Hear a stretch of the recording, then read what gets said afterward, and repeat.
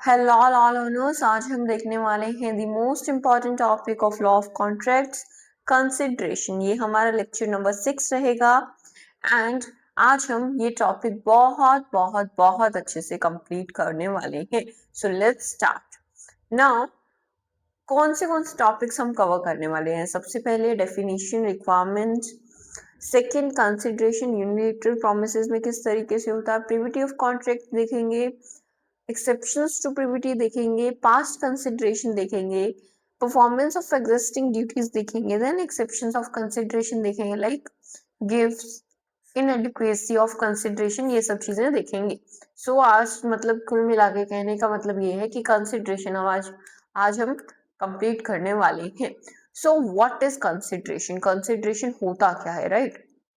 आपके दिमाग में आता होगा। सो बहुत सारी डेफिनेशंस हैं। सिंपली अगर बात करें तो जो आपको किसी काम को करने के बदले मिलता है, for example you are working at a office, right? अपनी टाई टू डाल के आप जाते हो, एक ऑफिस जाते हो। अब ऑफिस में काम करते हो, बहुत सारा काम करते हो। वहां पे आपको इन रिटर्न क्या मिलता है? सैलरी मिलती है। क्या मिलती है? सैलरी मिलती है। That is your consideration. So ये क्या है? सैलरी आपकी क्या होगी? कंसिडरेशन होगी। और जो ऑफिस वाले हैं उनके लिए क्या है? आप जो वर्क कर रहे हो वो क्या होगा? कंसिडरेशन होगा। इतनी सी बात आई होप आपको समझ आ गई है। नेक्स्ट हमें देखना है, कुछ डेफिनेशंस हैं जो डायरेक्टली पूछ ली जाती हैं, तो हमें इसे अच्छे से कवर करना है। सो ब्लैकस्टोन कहते हैं consideration is the recompense given by the party contracting to the other। ठीक है, तो यहाँ पे क्या है? आपको रिकंसिडरेशन क्या है? रिकम्पनसेशन है एक तरह का। पॉल लॉक क्या कहते हैं? पॉल लॉक कहते हैं consideration is the price for what the promise of the other is brought and the promise thus given for value is enforceable, enforceable. तो ये हमारे पॉलैंड कहते हैं। बेसिक चीज है कि कंसिडरेशन एक प्राइस है, जो भी आप प्रॉमिस कर रहे हो, दूसरा प्रॉमिस कर रहे हो जो चीज लाने की, वो जो है दैट इज इनफोर्सिबल।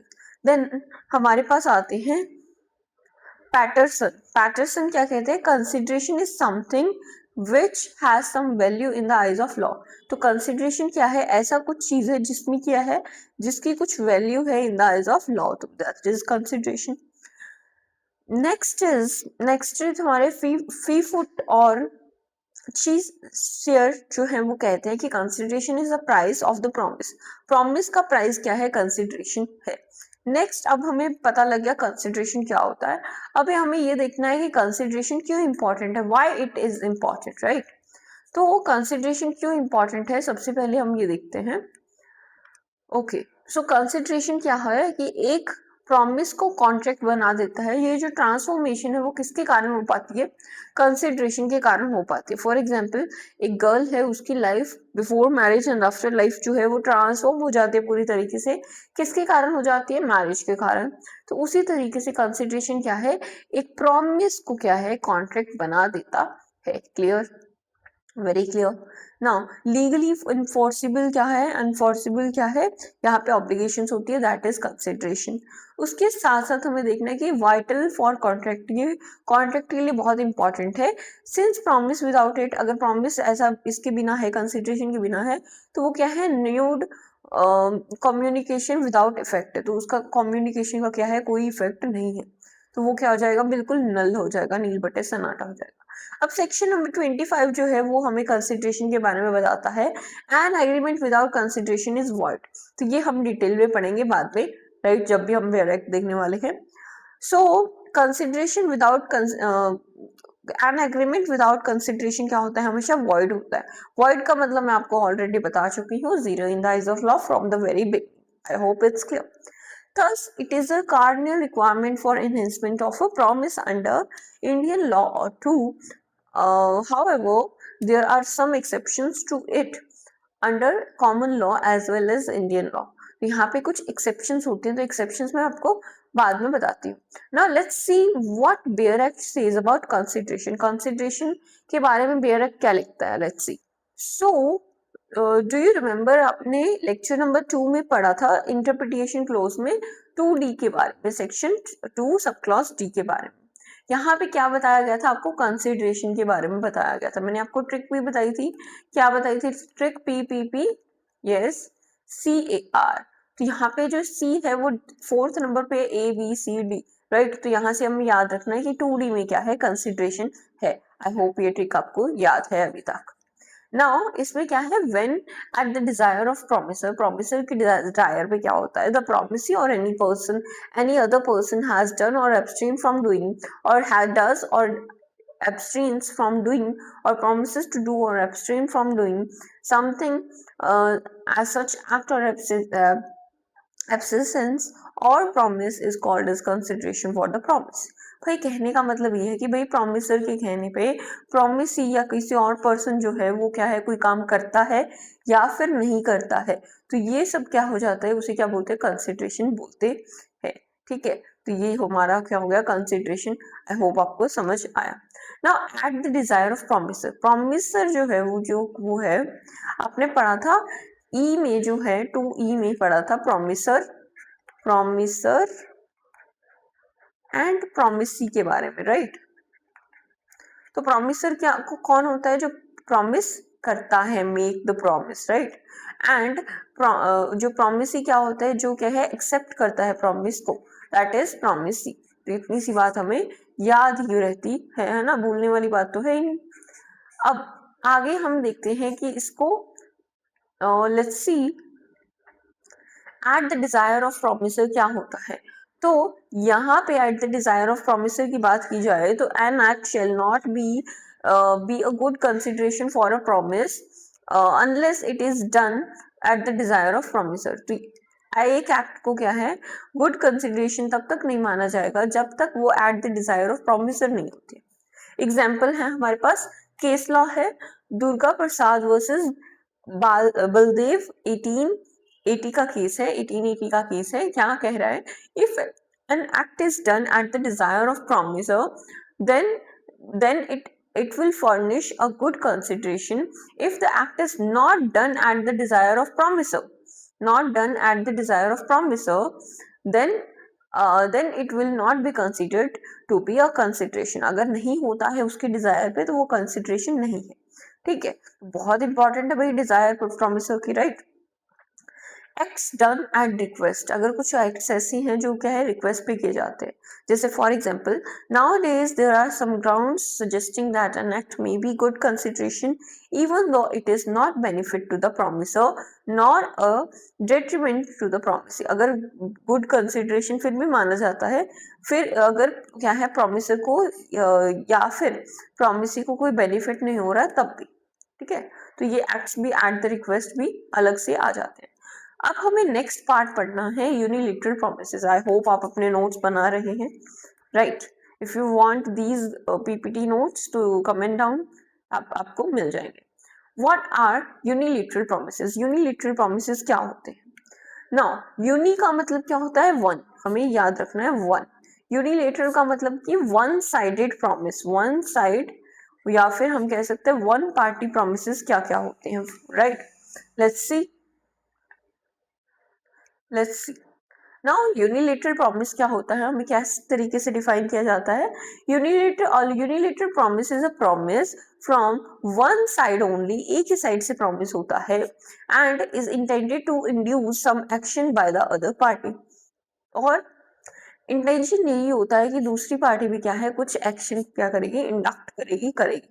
एग्जाम्पल के लिए an act done at the request of the offeror in the respond to his promise is consideration. तो वो जो रिस्पॉन्ड करेगा, फॉर एग्जाम्पल मैंने बोला कि ठीक है, मैंने बोला मेरे को दो कॉफी लाओ, ठीक है, कॉफी पीनी है, लेक्चर कैसे लूँ बिना कॉफी। तो जो वेटर था वो कॉफी लेके आया, अब उनके और मैं क्या दूंगी, मनी मनी दूंगी, राइट। तो that will be their consideration, ठीक है। And consideration in its essence is nothing else but the response, just a second, response to such an object। तो consideration क्या है, response है,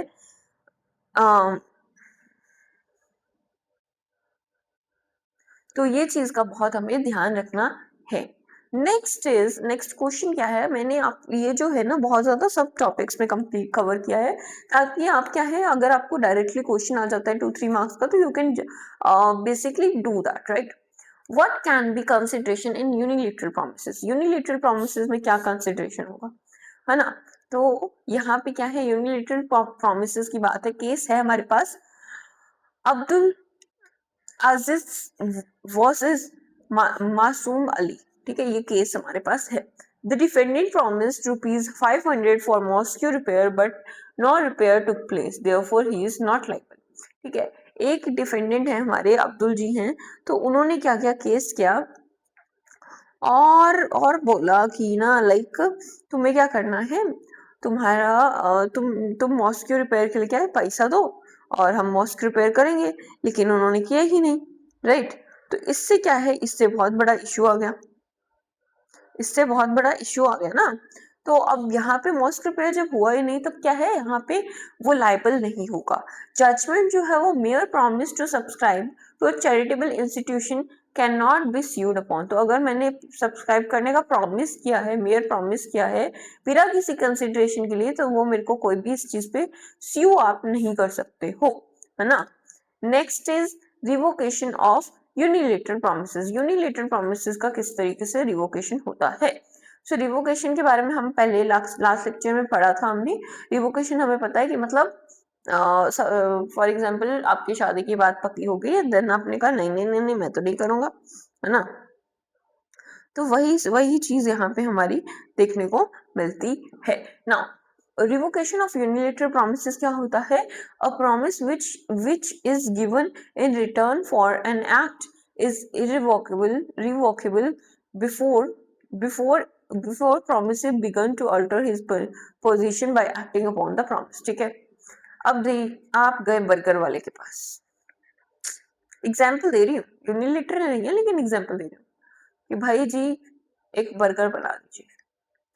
अब जब तक वो बनाना शुरू नहीं करता, आप कह सकते हो कि नहीं नहीं नहीं नहीं, नहीं चाहिए, ठीक है। लेकिन जैसे ही उसने बनाना कर दिया, आलू टिक्की पैटी लगा दिया, तो आपको बना के दे दिया, तो वो क्या है, आप उस चीज को रिवोकेशन नहीं कर सकते हो। तो इट मीन्स तब तक रिवोकेबल है जब तक प्रॉमिसी अपनी पोजीशन बाय एक्टिंग पे मतलब कुछ वो करने नहीं लग जाता। इतनी सी बात, I hope very very clear, ठीक है। बर्गर पानी आ गया मुंह में सुन के।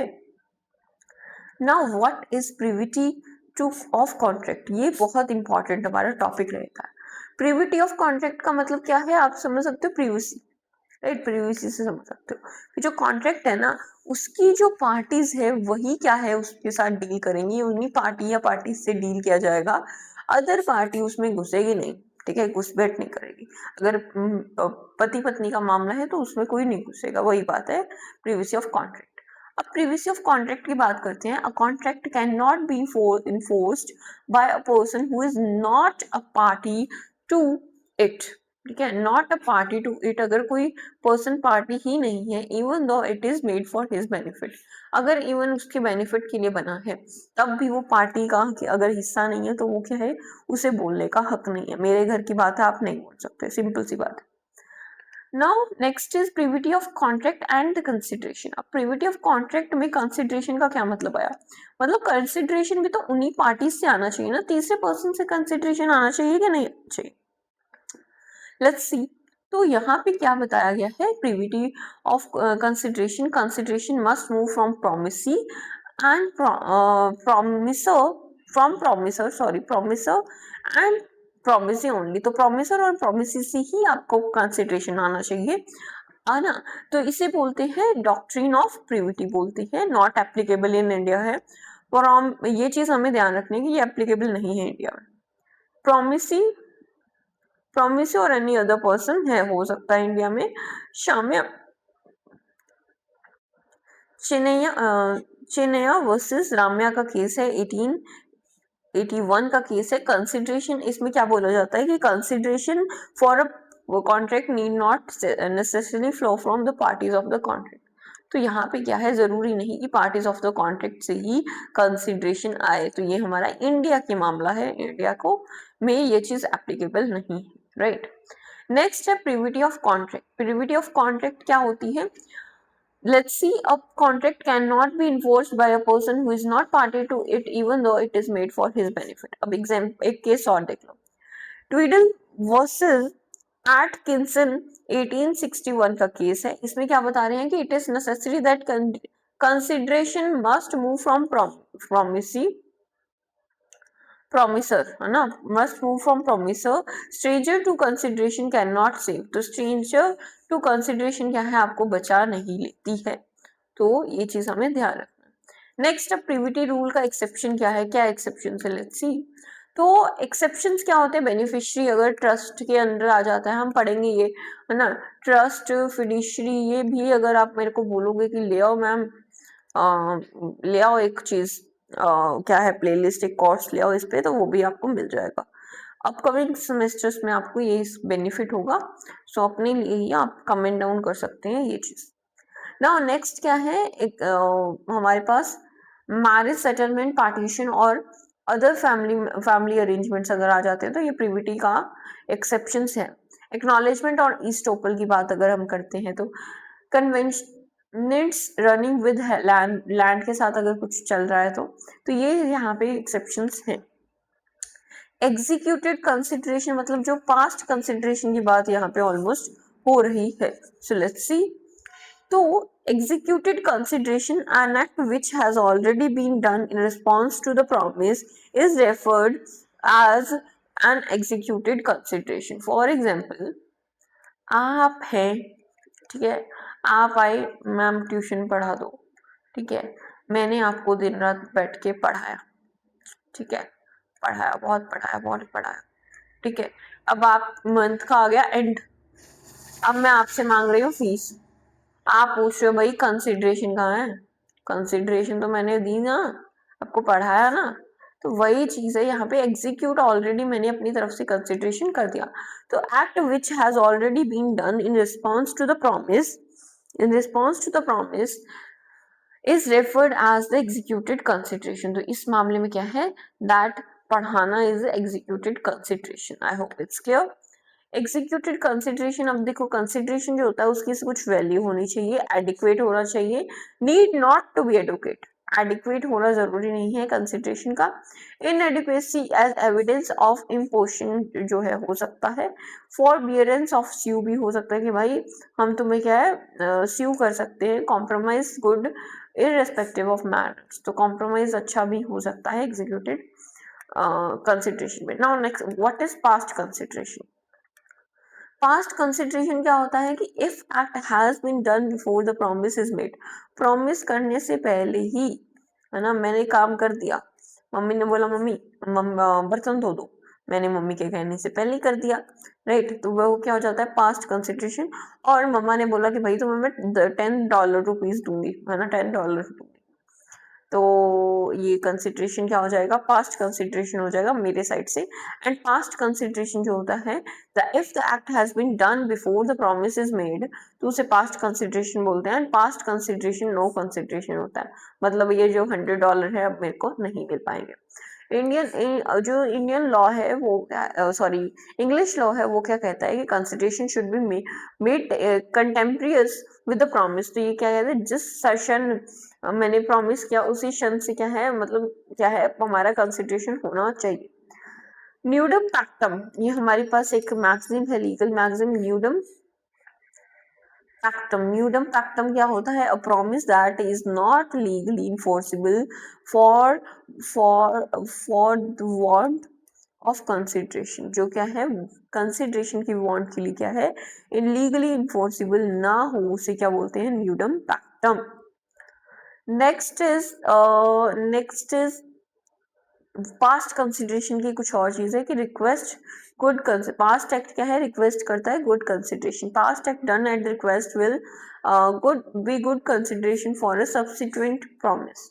एक्सेप्शंस क्या है, अ प्रॉमिस टू पे टाइम बार्ड हो और नेगोशिएबल इंस्ट्रूमेंट्स हो, तो दीज आर सम एक्सेप्शंस। ज्यादा नहीं जाना चाहिए इसके अंडर। अब पोजीशन क्या है इंडिया की इस चीज को लेके, सो हमें देखना है कि यहाँ पे सेक्शन नंबर 25B जो है वो बताता है पास्ट वॉलेंट्री सर्विस के बारे में, a service rendered without any request और promise and there is a subsequent promise to pay for it for the same, है ना, अभी नहीं है, उधार लेके चल जाते हैं, क्रेडिट पे कोई सामान ले जाते हैं, तो that is past voluntary service, ठीक है। Second point is promise to compensate wholly or in part a person who has already voluntarily done something for the promisor. The promisor is enforceable. तो ये हमारे पास क्या है, बाद में करना, तो that is also valid. Past service at request, तो सब request पे past service अगर करवाया है तो that is also consideration. Now, an act which has been done at request and for what a promise to pay is given, आपका है ना पे लेटर का आता है राइट ऑप्शन, तो वही चीज यहाँ पे पास्ट कंसिडरेशन में तो आप समझ सकते हो, मान सकते हो। परफॉर्मेंस ऑफ एग्जिस्टिंग ड्यूटीज की परफॉर्मेंस किस तरीके से होती है, लेट्स सी। तो performance of legal duty is no consideration. Example, if police does its official duty to catch the thief, तो ये उसको कुछ नहीं मिलेगा, कंसिडरेशन उसको चाहिए नहीं। जैसे अब क्या है, सब पॉइंट क्या होता है, सम्मन होता है, इट मींस सम्मन। नाउ केस है हमारे पास Collins versus Godefroy. इसमें क्या है कि बट डूइंग और without consideration if he is already duty his official duty will serve as consideration, तो वो ऑफिशियल ड्यूटी है, मतलब विदाउट या विद कंसिडरेशन भी अगर वो कर रहा है तो that will be serve as consideration, ठीक है। Now next is Pinnel's case law. तो ये पीनल्स जो केस लॉ है ये देखते हैं हम। तो पीनल्स केस लॉ क्या कहते हैं, द प्रॉमिस टू पे तो कर दिया, ऑफ अ डेप्ट ना, एक डेप्ट है उसे प्रॉमिस टू पे कर दिया, और the payment of part can not be consideration for a discharge of whole depend. तो मतलब कहने का मतलब क्या है यहाँ पे कि अगर आप प्रॉमिस टू पे करते हो इन पार्ट ऑफ डेप्ट है ना, और the payment of part of डेप्ट can not be consideration for the discharge of word, ठीक है। आपने डेप्ट का कंसिडरेशन था, आधा पार्ट में आपने प्रॉमिस किया कि मैं कंसिडरेशन पार्ट में कंसिडरेशन दिया, राइट। तो जब आप होल की पूरे की बात करोगे ना, तो वही कंसिडरेशन नहीं, दोबारा कंसिडरेशन आपको देना पड़ेगा ना। इसके एक्सेप्शंस क्या है, एक्सेप्शंस आपके सामने है। Undisputed claims, unliquidated amounts, compensation with creditors, payment before time, part payment by third party and promissory estoppel. तो ये चीजें हमने पीनल्स लॉ में देखनी है। इसके साथ साथ क्या है हमारे पास, एक्सेप्शन टू कंसिडरेशंस भी है। कुछ एक्सेप्शंस होते हैं, लेट्स सी। तो एक्सेप्शंस क्या होते हैं, out of natural love and affection. Mother जो है वो बच्चे के लिए खाना बनाती है, सब कुछ करती है ना, तो वो कुछ मांगती है क्या, नहीं, तो that is out of natural love and affection. Past voluntary service, आपने कोई पास्ट वॉलेंट्री सर्विस कर दिया तो दैट इज ऑल्सो कंसिडरेशन। आप मंदिर में जाके सफाई करके आ रहे हो तो that is your past voluntary service. Time barred depth जो है ना, क्या 30 दिनों में चुका दिया तो ठीक है, अदरवाइज आप नहीं कर पाओगे, तो वही चीज है यहाँ पे, टाइम बार्ड डेप्थ जो होता है वो भी कंसिडरेशन का एक्सेप्टेंस है। Now this is section number 25 of Indian contract act. So आप यहाँ पे देख सकते हो कि कंसिडरेशन विदाउट एग्रीमेंट जो है होता है, एग्रीमेंट विदाउट कंसिडरेशन क्या होता है, वॉइड होता है अनलेस कुछ कंडीशंस दी गई है। अनलेस के बाद यहाँ पे आपको कंडीशन देखने को मिलेगी कि वो एक्सप्रेस्ड राइटिंग में और रजिस्टर्ड है। Then second is promise to compensate wholly or in part, and third is whole to pay wholly or in part of डेप्थ, लिमिटेशन ऑफ सूट्स पे भी आ जाता है। तो ये सब चीजें क्या है हमारी सेक्शन नंबर 25 में दिया हुआ है। इसके साथ साथ एक्सप्लेनेशन है, एक्सप्लेनेशन बताया गया कि यहाँ पे वैलिडिटी जो है डोनर एंड डोनी की कोई भी यहाँ पे इफेक्ट नहीं होगी, राइट। गिफ्ट्स एक्चुअली मेड, यहाँ पे गिफ्ट्स जो है वो जिस तरीके से किए जाते हैं। एक्सप्लेनेशन 2 क्या है, इनएडिक्वेसी ऑफ हमारी कंसिडरेशन पे आप देख सकते हैं, राइट। नेक्स्ट जो है, नेक्स्ट लेट्स सी इलस्ट्रेशन है। तो A promises for no consideration to give B 1,000 rupees it is void consideration. मैंने अपना घर, मैं आपको जानती नहीं हूँ, पहचानती नहीं हूँ, आप मेरे को गली में मिल गए, है ना, मैं कहूँगी भाई ये ले घर की चाबी, अब से तेरा घर ये घर तेरा, तो नहीं, ऐसा नहीं होगा। तो ये क्या होगा, वॉइड एग्रीमेंट होगा, मैं कभी भी उससे वापस ले लूंगी, है ना, अरे मैंने तो पी रखी थी तब, ऐसा था वैसा था। तो ये क्या है, वॉइड एग्रीमेंट होता है, तो इतनी सी बात ध्यान रखना है। अब बी क्या है, A for natural love and affection promises to his son, कि वो क्या है 1,000 रुपीज देगा। A puts his no promise to B in writing and registers it is a contract. तो राइटिंग और रजिस्ट्री में कर देता तो वो क्या हो जाता है, कॉन्ट्रैक्ट हो जाता है, राइट। सो हमने आज बहुत कुछ देखा, जो बेयर एक्ट है उसका कंटेंट भी मैंने आपके पीपीटी में ही आज ट्रांसफर कर दिया है। तो 25th जो हमारा सेक्शन है हम ऑलरेडी कवर कर चुके हैं, राइट। और आई होप आपको ये लेक्चर अच्छा लगा होगा। Thank you so much for listening. आप हैं द लॉ लैब पे ऐसे लेक्चर्स, ऐसे बहुत अच्छे लेक्चर्स आपको मिलते रहते हैं। जय हिंद, जय भारत।